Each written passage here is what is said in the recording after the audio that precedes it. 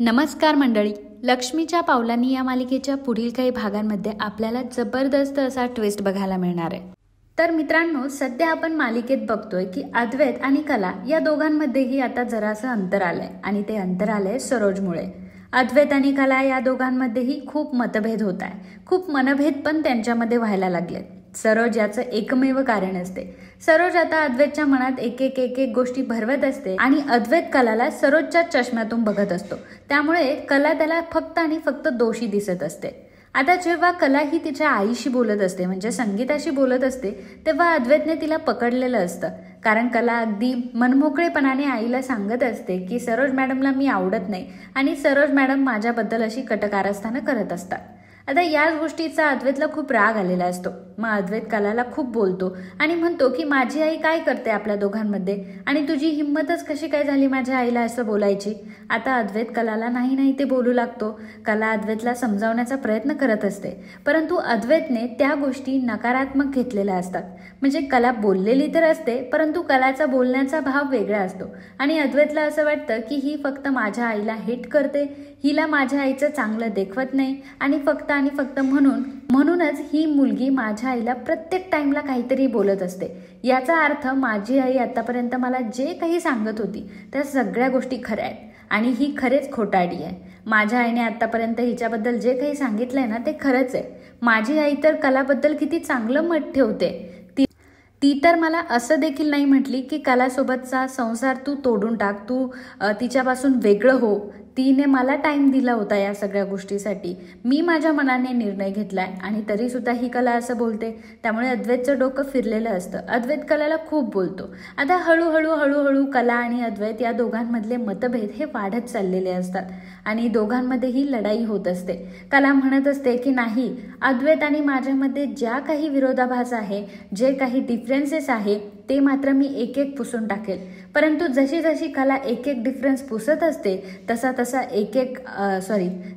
एक डिफरन्स अजून वाढत असतो आणि याला कारणीभूत असतात सरोज, रोहिणी आणि नैना. सरोज तिच्या परीने एकटी गेम खेळत असते आणि ती फक्त अद्वैत सोबत खेळत असते, परंतु रोहिणी आणि नैना या कलासोबत खेळत असतात. कलाला कुठल्याही परीक्षेत पासच होऊ द्यायचं नाही असं त्यांनी ठरवलेलं असतं. त्यामुळे कलाचे प्रत्येक प्लॅन हे फसत असतात. शेवटी असं होतं की अद्वैत या निर्णयावर येऊन पोचतो की खरे तुझ्यामध्ये आणि माझ्यामध्ये कुठल्याही प्रकारचा साम्य नाहीये. आपल्या दोघांमध्ये डिफरन्सेसच जास्त आहे. त्यामुळे मला नाही वाटत की आपलं रिलेशन हे पुढे जाऊ शकतं आणि मला तुझ्यापासून डिवॉर्स हवाय असं अद्वैतने आता कलाला सांगितलेलं असतं. कलाला अद्वैतला डिवॉर्स द्यायचं काहीही मनात नसतं.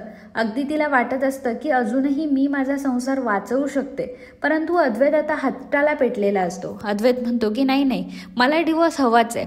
आणि मग कला म्हणते की ठीक आहे चांदेकर, जर तुला डिवॉर्सच हवा असेल तर मी मात्र तुला या नात्यात जबरदस्तीने अजिबात ओढणार नाही. जर तुला डिवॉर्स हवा असेल तर ठीक आहे, मी देईल तुला डिवॉर्स. मग कला आता ते घर, चांदेकरांचं घर सोडून निघून जाते. ती आता खरेंच्या घरी राहायला आलेली असते. कला खरेंच्या घरी राहत असते. संगीताला, दिनकर रावांना खूप जास्त टेन्शन येत असतं की आपली मुलगी अशी तिच्या माहेरी येऊन राहते, तिचं सासर तुटलंय, तिचा आता डिवोर्स होणार आहे. त्यामुळे दोघेही खूप चिंतेत असतात. आता कलालाही तिच्या आईवडिलांची चिंता दिसत असते. तिलाही सगळ्या गोष्टी समजत असतात, परंतु ती काय करू शकते. लग्न निभवायचं असतं तिला, परंतु समोर तिचा जोडीदार उभा असतो आणि तो जोडीदारच तिला नको म्हणत असतो. त्यामुळे कलाचं सुद्धा काहीही चालत नाही आणि कला आता ठरवते की जाऊ दे, तसंही मी चांदेकरला डिवोर्स देणार आहे आणि आता मला माझ्यासाठी काहीतरी करायला हवं, माझ्या आईवडिलांसाठी काहीतरी करायला हवं. कारण मला माहिती आहे माझ्या आईवडिलांची काय परिस्थिती आहे.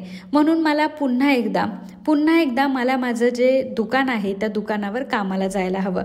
दुकान तर आता व्यवस्थित नाहीये. मागच्या वेळी आमचं दुकान सुद्धा जळालं, परंतु कला ठरवते की नाही, मला पुन्हा जर माझ्या पायावर उभा राहायचं असेल तर मला पुन्हा त्याच जागेपासून सुरुवात करायला हवी.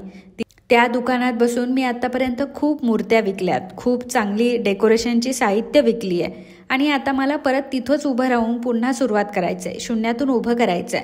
मग कलाने आता एक तात्पुरतं तिने दुकान चालू केलेलं असतं.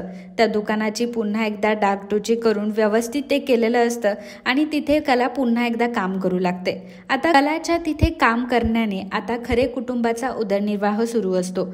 घरात सगळं काही व्यवस्थित होत असतं, परंतु संगीता आणि बाबांची अजिबात अशी इच्छा नसते की कलाने इथे राहून काम करावं, तिने आमच्यासाठी कष्ट करावे. त्यांचं हेच म्हणणं असतं की कलाने पुन्हा चांदेकरांच्या घरी जावं, चांदेकरांची माफी मागावी, अद्वैतला मनवावं. परंतु कला आता त्यांना सांगत असते की नाही, तुम्हाला जसं वाटते तसं आता काहीही होणार नाही. मी गेले असते, मी पुन्हा चांदेकरांकडे गेले असते. फक्त जर अद्वैत म्हटलं असता ना की तू मला हवी आहेस, तर मात्र मी ह्या सगळ्या गोष्टी केल्या असत्या. परंतु इथे अद्वैतलाच मी नको आहे. अद्वैतला जर माझ्यापासून डिवॉर्स घ्यायचा आहे तर मात्र मी काहीच करू शकणार नाही ना.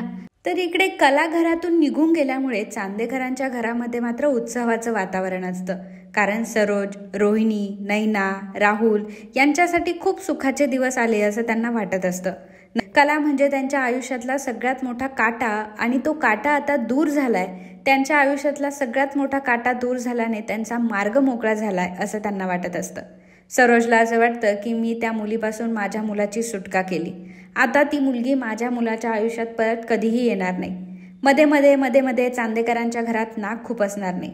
बिझनेसमध्ये तिचं एक्स्ट्रा डोकं चालवणार नाही. त्यामुळे सरोज खुश असते. आणि रोहिणी आणि नैना हे यामुळे खुश असतात कारण त्यांना माहीत असतं की चांदेकरांची प्रॉपर्टी जर आपल्याला आपल्या नावावर करून घ्यायची असेल आणि अद्वैतकडे आता जे काही काम आहे ते सगळं काम जर राहुलवर सोपवायचं असेल तर अद्वैतकडून ह्या सगळ्या गोष्टी करून घेणं सोपं आहे. म्हणजे अद्वैतला उद्या म्हटलं ना की ह्या पेपर्सवर सह्या कर, तरी तो खूप भोळा आहे, माहिती आम्हाला, की तो लगेच पेपर्सवर सह्या करून टाकेल. थोडं इमोशनल ब्लॅकमेल केलं की लगेचच त्याला कंट्रोल करता येतं. परंतु ही कला मात्र आम्हाला तिथे अडथळा निर्माण करत होती. कलामुळे या सगळ्या गोष्टी शक्य होत नव्हत्या. कला कुठेतरी अद्वैतला कंट्रोल करण्याचा प्रयत्न करत होती आणि अद्वैतला सावध करत होती. आता जर ती कला नसेल तर मात्र आमचा मार्ग मोकळा आहे. आम्ही चांदेकरांची प्रॉपर्टी हडपण्यासाठी रेडी असू. रोहिणी, नैना या सगळ्यांना असं वाटत असतं की आता सगळं काही चांगलं झालंय. आबांना मात्र खूप वाईट वाटत असतं. आबांना वाटत असतं की आता कला जर घरामध्ये नसेल तर घराचं घरपण मात्र जाईल. सकाळचा नाश्ता वेळेवर होत नसतो, जेवण वेळेवर होत नसतं. त्यामुळे आबांनाही वाईट वाटत असतं. आणि कलाची त्यांना इतकी सवय झालेली असते की आबांच्या गोळ्या असतील, आबांच्या सगळ्या काही गोष्टी असतील तर कला त्यांचं एकदम व्यवस्थित भान ठेवायची. तर एक आबा आणि रजनी असतात की जे कलाला मिस करत असतात. बाकी घरामध्ये कलाला कोणी मिस करत नसतं. तर चांदेकरांसाठी एक खुशखबर आलेली असते. ते म्हणजे चांदेकर ज्वेलर्सचं महाराष्ट्रातील नंबर 1 ज्वेलर्स म्हणून सिलेक्शन झालेलं असतं. घरातले सर्वजण खूप खुश असतात. चांदेकरांचं नाव आता मोठ्या उंचीवर पोहोचलेलं असतं. महाराष्ट्रातले नंबर 1 ज्वेलर्स म्हणून ते संबोधले जाणार असतात. आबा त्यामुळे खुश असतात. अद्वैतला ते म्हणतात की अद्वैत, ह्या सगळ्या गोष्टी तुझ्यामुळे झालाय. कारण जेव्हापासून तू बिझनेसमध्ये लक्ष घातलंय तेव्हापासून चांदेकरांचा बिझनेस तू एका वेगळ्या लेवलवर नेऊन ठेवलाय. खरं तर यामध्ये सगळी काही तुझी मेहनत आहे. त्यामुळे सरोजही खूप खुश असते कारण अद्वैतचं खूप भरभरून कौतुक केलं जात असतं. रोहिणी, नैना आणि राहुलचा जीव मात्र कासावीस होत असतो. कारण चांदेकरांचा ब्रँड आता महाराष्ट्रात नंबर 1 झालेला असतो आणि याचं सगळं श्रेय हे अद्वैतला जात असतं. सगळेच लोक अद्वैतची तारीफ करत असतात, अद्वैतची वाहवा करत असतात आणि अद्वैतची ही वाहवा या तिघांनाही अजिबात सहन होत नाही. आबा अद्वैतला विचारतात की अद्वैत, आता पुढे काय करायचं ठरवलंय? त्यावर अद्वैत म्हणतो की आबा, आता तसंही आपल्या चांदेकर ज्वेलर्सचं सिलेक्शन नंबर 1 ज्वेलर्स म्हणून झालं आहे. तर आपल्याला आता एक एक्झिबिशन ऑर्गनाईज करायचं आहे. त्यामध्ये आपले फॉरेनचे जे क्लायंट्स आहेत ते सुद्धा आपल्या या एक्झिबिशनमध्ये सहभागी होतील. आणि या एक्झिबिशनमुळे आपल्याला अजून एक उंची भेटेल आणि अजून आपण एका उंच शिखरावर जाऊ शकतो. त्याप्रमाणे आपण महाराष्ट्रात नंबर 1 आहोत, त्याचप्रमाणे आपल्याला भारतात सुद्धा नंबर 1 राहायचंय. आणि त्यासाठी मी सगळं काही प्लॅनिंग केलंय. मी असं ठरवलंय की आता भारतातील जे आपले क्लायंट्स आहेत सगळ्यांना आपण आपल्या एक्झिबिशनला बोलवायचं. आपले वेगवेगळे डिझाईन्स आपण लॉन्च करायचे. आपल्या वेगवेगळ्या ज्वेलरी ज्या आहेत त्या आपण त्या एक्झिबिशनमध्ये ठेवायच्या. त्या एक्झिबिशनमध्ये आपण फॉरेन कंट्रीचे लोक सुद्धा आपण इन्व्हाइट करणार आहोत, ज्यामुळे आपली महाराष्ट्रीयन संस्कृती सोबतच आपल्या चांदेकर ज्वेलर्सचं नाव हे फॉरेनमध्ये सुद्धा प्रसिद्ध होईल. आणि म्हणूनच मी हे एक्झिबिशन करण्याचं ठरवलंय. आणि ह्या एक्झिबिशनमध्ये आपण वेगवेगळ्या प्रकारचे दागिने ठेवणार आहोत आणि त्या दागिन्यांचं आपण भव्य प्रदर्शन घडवणार आहोत. असा आता अद्वैतचा प्लॅन असतो. तर सरोज आता अद्वैतच्या या प्लॅनचं खूप कौतुक करते आणि अद्वैतला म्हणते की अद्वैत, खरंच तू हाडाचा बिझनेसमॅन आहे. तुला कोणत्या वेळी काय स्टेप घ्यायची हे अगदी व्यवस्थित कळतं. तू बरोबर निर्णय घेतलाय.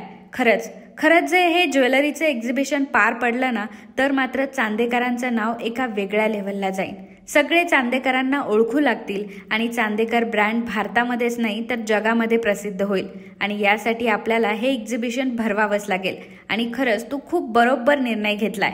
तुझा प्रत्येक निर्णय खूप मोजून मापून असतो आणि खूप योग्य असतो. तू कधी चुकीचा निर्णय घेऊ शकत नाही आणि I am really proud of you. तेव्हा अद्वैत म्हणतो की थँक्यू आई. आबा सुद्धा म्हणतात की अद्वैत अशीच प्रगती करत राहा.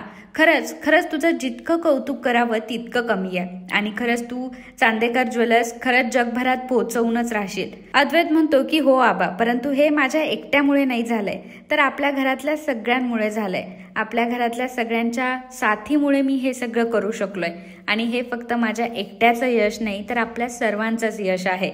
तर अद्वैतला आबा म्हणतात की हो अद्वैत, हा तुझा मोठेपणा आहे म्हणून तू हे सगळं म्हणतोय.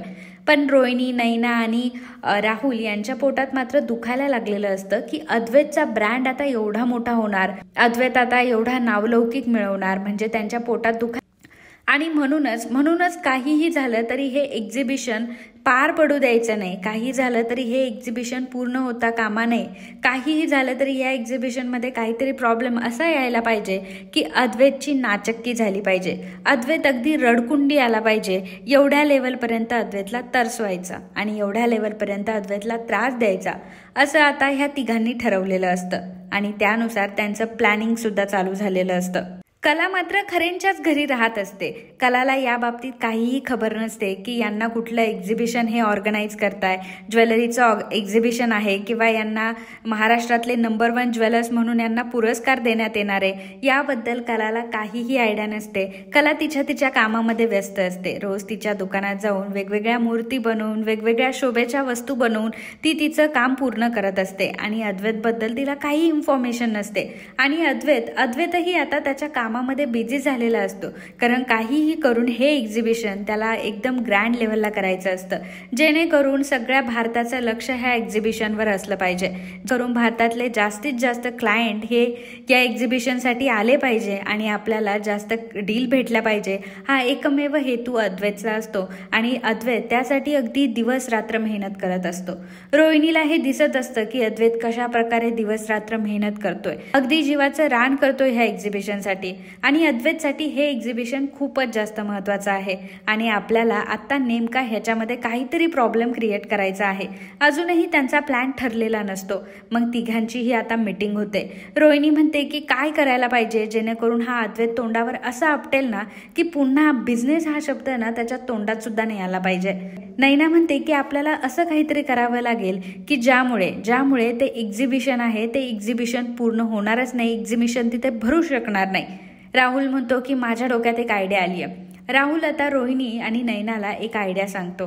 त्यांना सांगतो की जिथे म्हणजे 2 दिवस म्हणजे जिथे एक्झिबिशन भरणार आहे त्याच्या कंप्लीट 2 दिवस अगोदर आपण गेम करणार आहोत. ते म्हणजे जिथे एक्झिबिशन आपण ठेवणार आहोत त्या प्लेसवर आपण आग लावायची, त्या हॉलला आपण आग लावायची.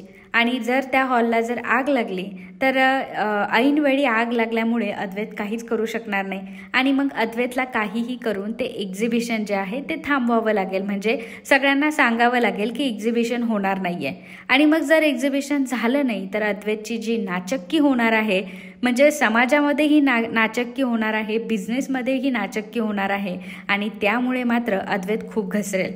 कारण अद्वैतने एवढ्या क्लायंटला इन्व्हिटेशन देऊन ठेवलेलं असेल आणि ऐनवेळी जर अद्वैतने त्या सर्वांना सांगितलं की आता एक्झिबिशन होणारच नाहीये तर अद्वैतची एवढी नाचक्की होईल की अद्वैतला पुढली कुठली डीलच मिळणार नाही. कारण अद्वैत दिलेला शब्द पाळत नाही हे या गोष्टीतून स्पष्ट होतं. अद्वैतला पुढे कोणी डीलही देणार नाही आणि अद्वैतचा बिझनेसही वाढणार नाही. आणि अद्वैतचं जे नाव होतंय, म्हणजे अद्वैतला आता सध्या जो अवॉर्ड मिळाला होता तो, त्याच्यानंतर चांदेकर ज्वेलर्सच्या सक्सेसमध्ये त्याचं जे नाव जोडलं जाते, या सगळ्याला काही अर्थ उरणार नाही. सगळेजण आता अद्वैतला वेडात काढतील. आणि आता आपल्याला जर हे घडवून आणायचं असेल तर आपल्याला आपला प्लॅन सक्सेसफुल करावा लागेल.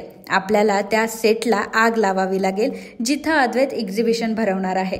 तर अद्वैत एक्झिबिशन भरवण्यासाठी पूर्ण तयारी करत असतो, सेटवर जात असतो, जेणेकरून सगळं काही व्यवस्थित आहे की नाही, डेकोरेशनचा पार्ट तो स्वतः लक्ष देत असतो. कारण त्याला वाटत असतं की आतापर्यंत असं एक्झिबिशन मी कधीही भरवलेलं नाहीये आणि हे एक्झिबिशन, या एक्झिबिशनवर आता चांदेकरांचं भवितव्य डिपेंड असणार आहे. म्हणजे चांदेकर जर अजून मोठे होणार असेल, चांदेकर जर भारतात नावलौकिक कमवणार असेल, एक्झिबिशन माझ्यासाठी खूप महत्त्वाचं आहे.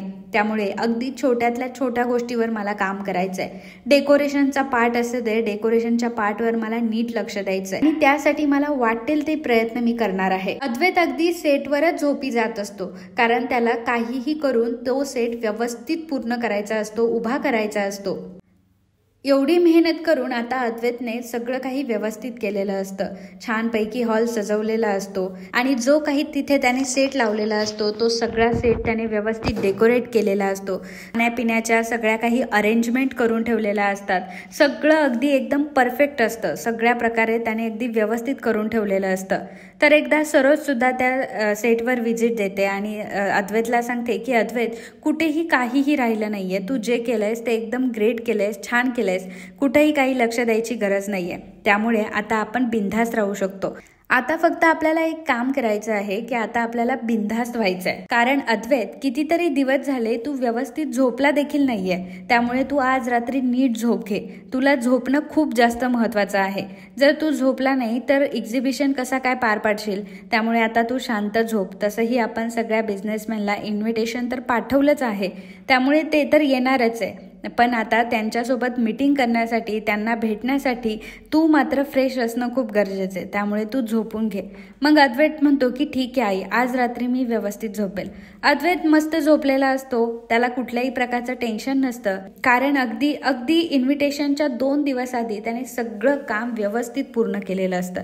त्यामुळे त्याला कुठलाही प्रॉब्लेम नसतो. अद्वैत जेवढा बिनधास्त तिकडे झोपलेला असतो, त्याच गोष्टीचा फायदा आता राहुलने घेतलेला असतो. राहुल आता तो सेट जाळण्यासाठी तिथे आलेला असतो. पेट्रोल आणलेलं असतं आणि पेट्रोल टाकून आता काडी लावून देणार असतो तो सेटला. यासाठी त्याने पूर्वतयारी केलेली असते. यासोबत त्याने अजून 3-4 माणसांना त्याच्यासोबत घेतलेलं असतं, जेणेकरून सगळं काही मॅनेज करायचं. तर आता अद्वैतने ज्या सिक्युरिटी गार्डला तिथे सेटजवळ ठेवलेलं असतं, तर राहुलचे जे लोक असतात ते राहुलचे लोक आता तिथे जातात आणि रुमालवर क्लोरोफॉर्म टाकून सिक्युरिटी गार्डला ते बेशुद्ध करतात. सिक्युरिटी गार्ड बेशुद्ध झालेले असतात, त्यामुळे त्यांना बाजूला सारून राहुल आता तिथल्या सगळ्या सेटवर पेट्रोल टाकतो आणि अक्षरशः तो सगळ्या सेट जाळून टाकतो. अद्वैतने जी काही मेहनत केलेली असते ती सगळी एका क्षणात पाण्यात गेलेली असते आणि त्यामुळे आता चांदेकर या गोष्टीचा खूप मोठा धक्का बसणार असतो. आता सगळं काही हे कुकर्म करून राहुल घरी आलेला असतो आणि निवांत झोपून घेतो, कारण त्याला माहीत असतो की लवकरच धमाका होणार आहे. राहुल घरी येतो. अद्वैत झोपेमध्ये असतानाच अद्वैतला पोलिसांचा कॉल येतो. अद्वैत 2-3 वेळा फोन इग्नोर करतो, कारण तो खूप झोपेत असतो. परंतु पुन्हा अद्वैतला कॉल येत असल्यामुळे अद्वैत फायनली तो फोन उचलतो आणि म्हणतो की बोला. त्यावर पोलीस सांगतात की अद्वैत चांदेकर, तुम्ही जो सेट उभा केला होता एक्झिबिशनसाठी, त्याला भीषण आग लागली आहे. ही गोष्ट ऐकून अद्वैतला खूप मोठा धक्का बसतो. अद्वैत प्रचंड टेन्शनमध्ये येतो. अद्वैत म्हणतो की 2 मिनिट थांबा, मी आत्ता तिथे आलो. आणि मग अद्वैत तसाच झोपेतून उठून आता ते एक्झिबिशन बघायला चाललेला असतो. सरोज त्याला विचारते की अद्वैत, काय झालंय, तू एवढ्या घाईघाईत कुठे निघालायस. त्यावेळी आता अद्वैत सगळं काही सांगू लागतो की आपण जो सेट उभा केला होता एक्झिबिशनसाठी, त्या सेटला आग लागली आहे. त्यामुळे आता लवकरात लवकर आपल्याला तिथे पोहोचावं लागेल. तर आबा म्हणतात की हो अद्वैत, तू लगेच जा. सगळेजण घाबरलेले असतात. राहुल म्हणतो की हो दादा, चल मी पण येतो तुझ्यासोबत. मग राहुलही अद्वैत सोबत जाण्याचं नाटक करतो. तोही तिकडे गेलेला असतो. रोहिणी आणि नैना एकमेकांकडे बघून हसत असतात, कारण त्यांचा प्लॅन सक्सेसफुल झालेला असतो. बाकीचे सर्वजण मात्र टेन्शनमध्ये असतात, कारण एक्झिबिशन 2 दिवसांवर असतं आणि सेटला आग लागलेली असते. त्यामुळे सगळ्यांना प्रचंड टेन्शन आलेलं असतं. अद्वैत जेव्हा आता सेटवर जाऊन बघतो तर सेट अगदी जळून खाक झालेला असतो. त्यातलं जे डेकोरेशन असतं ते सुद्धा जळून खाक झालेलं असतं. राहुलला मात्र अद्वैतचा चेहरा बघून खूपच मजा येत असते, कारण अद्वैतचा हाच चेहरा बघण्यासाठी त्याने एवढं सगळं केलेलं असतं. थोड्याच वेळात तिथे मीडिया सुद्धा जमा झालेली असते। मीडिया अद्वैतला प्रश्न विचारत असते की सर, ही आग लागली आहे, आता तुम्हाला काय वाटतंय की तुम्ही हे एक्झिबिशन घेणार की नाही? तर अद्वैत खूप फ्रस्ट्रेट असतो। अद्वैत म्हणतो की मी आता तुम्हाला या वेळेला काही सांगू शकत नाही आणि मीडियाला तो इग्नोर करतो आणि गाडीत बसतो। गाडी तो अतिशय फास्ट चालवत असतो कारण सगळ्या गोष्टींचं त्याला प्रचंड टेन्शन आलेलं असतं। 2 दिवसात एक्झिबिशन असतं, सगळ्यांना इन्व्हिटेशन दिलेलं असतं आणि अशा प्रसंगी सेटला आग लागल्यामुळे अचानक आता हे काय करायचं, आपल्या पुढे काय हे नवीन संकट उभं राहिलंय, यामुळे त्याला काहीही मार्ग सुचत नसतो आणि अद्वैत नुसता गाडीमध्ये इकडे तिकडे फिरत असतो। त्याला काहीच कळत नसतं की आता काय करायला पाहिजे।